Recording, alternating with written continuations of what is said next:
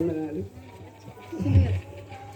సాక్ష్యం ఏంటంటే, మరి కొన్ని పరిస్థితుల వలన కొన్ని జరుగుతాయి అంటారు. ఇప్పుడు చెప్పాడు చూడు, ఒక కీడి వెనక ఎన్నో మేళ్ళు దాచాడు అని.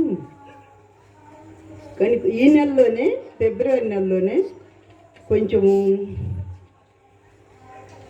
ఒడిదుడుకులు అంటే ఏంటి, అది అందరి కొంతమందికే తెలుస్తుంది, ఇక్కడ కొంతమంది తెలియదు.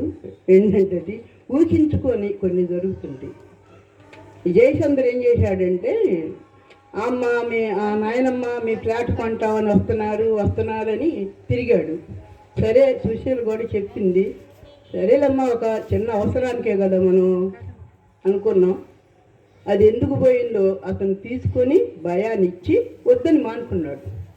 అప్పుడు కొంచెం మా ఒక చక్రవర్తి కానీ కుటుంబంలో కానీ కొంచెం ఒడిదుడుకులు పడ్డావు. ఎందుకంటే అవి కొంచెం బాబుకి మేమే వేస్ట్ చేయాలని కాదు, పిల్లోడికి ఒక డాక్టర్ ఫీజు కోసం ఒకళ్ళ దగ్గరికి అప్పుకు ఎందుకు వెళ్ళటం, అది ఉపయోగపెడతామని మా తమ్ముడు ద్వారాగా అవి కొంచెం ఆలోచన చేసాం.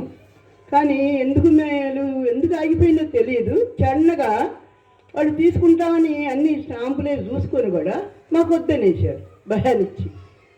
సరే అయితే ఇందులో అని ప్రార్థన చేయమ్మా ఇట్లా జరిగిందన్నారు. దాని వెనక కొన్ని మేళ్ళు దాశాడు. దేవుడికి అసాధ్యమైంది. ఏబు 34:10 దేవుడు అన్యాయం చేయటం అసంభవం అన్నాడు. కీర్తనలు కూడా 84 ఏమన్నాడంటే, యథార్థవంతులకు ఆయన ఏ మేలు చేయక మానన్నాడు, బాధపడొద్దు అని ధైర్యం చెప్పాను. కానీ అన్నాక వారం రోజులకి మరొకసారి ఊహించుకోకుండా కాగితాల్లో కాలం లేదు, 3 లక్షల క్యాషు తమ్ముడు ద్వారా వెళ్ళి నేను తీసుకుంటానని అతనే వెళ్ళటం, 3 లక్షల క్యాష్ కట్టడం, అక్కడ బాబుకి పని అయిపోవటం. అంటే ఊహించని కార్యాలు కంటికి కనపడవు, చెవులకి వినపడవు, హృదయాన్ని గోచరించు. కానీ ప్రార్థన అయితే చేస్తున్నాను. కానీ నేను ఎప్పుడు కూడా నేను కుటుంబానికి పెద్ద కూతుర్ని, ఏ విషయంలో కూడా నేను బాధపడను. ఒకరిని బాధపడుతున్నా నేను చూడలేను. ఎందుకంటే నేను బాధపడ్డానంటే నా తర్వాత చాలా బాధపడతారు. అందువల్ల అసలు నేను బాధపడను. మనం ఎప్పుడు మన ఆలోచనలు, మన మాటలు, మన ప్రవర్తన మంచిగా ఆలోచించుకుంటూ ఉంటే దేవుడు చేస్తూనే ఉంటాడు. దేవుడికి అసాధ్యం అనేది ఏం లేదు. కానీ నేను కొన్నిట్లో చాలా ఒక్కోసారి బలహీనతలు అవుతున్నాను. ఇక్కడున్న కాడి నుంచి కొంచెం బలహీనతలు ఉన్నాయి.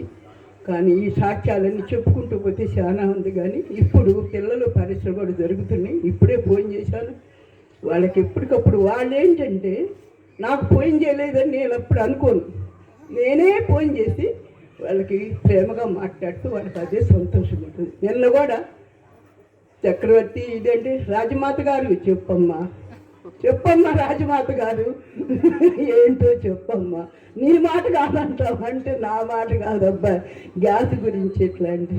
అలాగే అమ్మగారు ఈ ఇంటి పన్నులు, ఈ ట్యాక్సులు, ఈ కరెంటు బిల్లులు ఇవన్నీ వదిలించుకొని చక్కగా వెంకటరత్న గారి సొమ్ము తింటే అక్కడ కూర్చున్నావమ్మా.